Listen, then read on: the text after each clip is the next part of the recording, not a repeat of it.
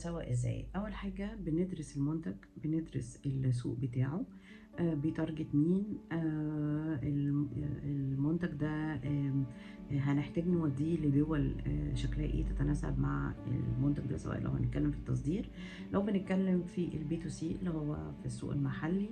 احنا بنساعد الورش، بنساعد المرأة تشتغل من بيتها في حاجات كتير جدا نقدر نعملها.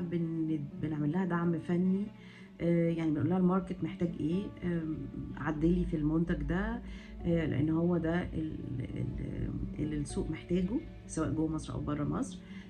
بنبعت صور، بنبعت مواصفات للمنتج، هو بيتباع ازاي على مستوى العالم. التسعير احيانا بيقابلنا فيه مشكله جدا لما يبقى فيه تسعير غلط، لان التسعير دي حاجه مهمه جدا.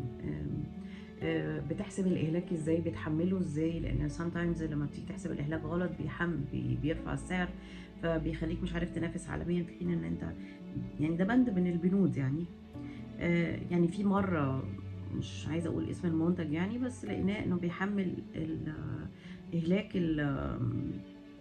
البيفوت والحاجات اللي هي الصوبات الزراعيه، محملها على 3 سنين، في حين ان هي كانت لازم تتحمل على 10 سنين، وبالتالي كان سعر المنتج بتاعه كان سعر كبير جدا، ومعرفش ينافس في يعني في بيعة معينة.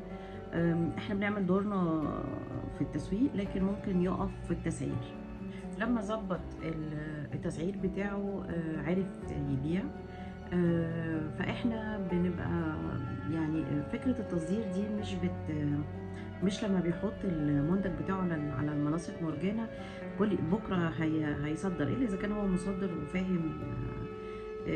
فاهم. وحتى لو مصدر sometimes لما بنفتح سوق جديد بيبقى فاكر انه السوق اللي هو يعني بيمشي على السوق اللي هو فاتح فيه، ما بيبقاش عارف انه في مجهود تاني لازم يتبذل علشان يقدر يفتح سوق جديد في بلد جديدة، او مع سيجمنت جديدة، لانه مثلا غير في الباكجينج بتاعه. مجرد ما تغير الباكجينج انت ممكن تغير السيجمنت اساسا اللي انت شغال عليه.